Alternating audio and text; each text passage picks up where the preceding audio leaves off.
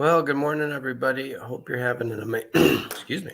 Hope you're having an amazing and blessed day. Here we are starting the week off, and I'm starting a new series. And I wanted to do something a little different today.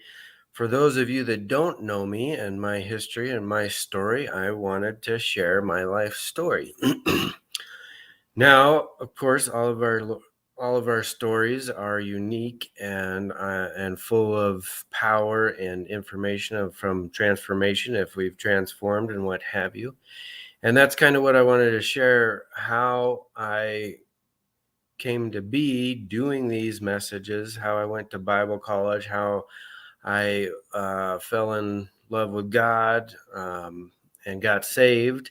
And for those of you that don't know, I wanted to share that. And so today this week, we're gonna talk about my life story and where I've been and how I got to where I am today. And so I just thought it would be a good thing for you guys to get to know me a little better. And so here we go. So my life story starts in just a northwest suburb of Denver.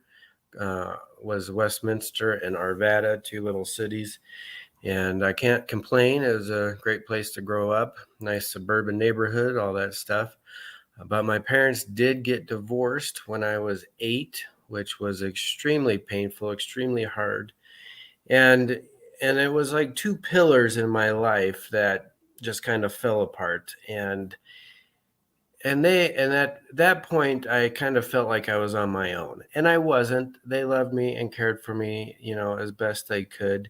And I got to give them some real props because a lot of parents and being in youth ministry for years, I really learned that parents can use kids to hurt the other parent after divorce, which is so destructive and so sad to see.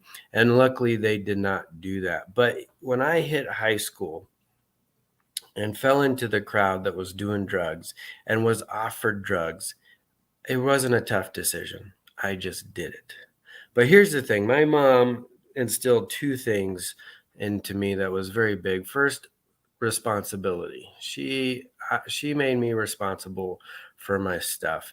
And then she said, "Brian, you have to keep a B average." And for some reason that stuck with me and said, okay, she'll leave me alone as long as I'm having a B average.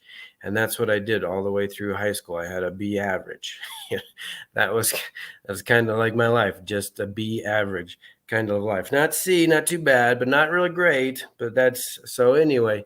And then I was also in marching band, and which actually taught me a lot of perseverance, greatness, because we were one of the top bands in the nation. One year we got fifth in the nation of marching bands. So we were a really good band, which means we worked really hard so those things set me up really well. And then in high school, I learned drafting and loved drafting. Got a job right. I got a job in high school doing drafting, and then out of school out of high school, and then I went to night school so I could work during the day. And so I was making really good money right out of high school. And so what does a kid right out of high school do with a lot of money? Buys toys and does fun stuff. And so that's what I did. That's what I did. And eventually I got to the place where life was just monotonous. And here we go. I've reached my goals. I've graduated high school. I graduated I got my associate's degree in drafting. So I graduated from college and I was making good money and working. And what did I do? Well, I got up, I went to work, I went home, went to sleep. I got up, went to work, went home, went to sleep. And on the weekends, I would party and drink and have fun. And then I just started realizing, wait a second, what the heck is this? This is meaningless. And I didn't have a lady at the time. And so I wanted a lady. And then I thought, well, okay, maybe if I get a lady, I'll be happier. But then I'm like, well, I'm still going to get up, go to work, go home, go to sleep.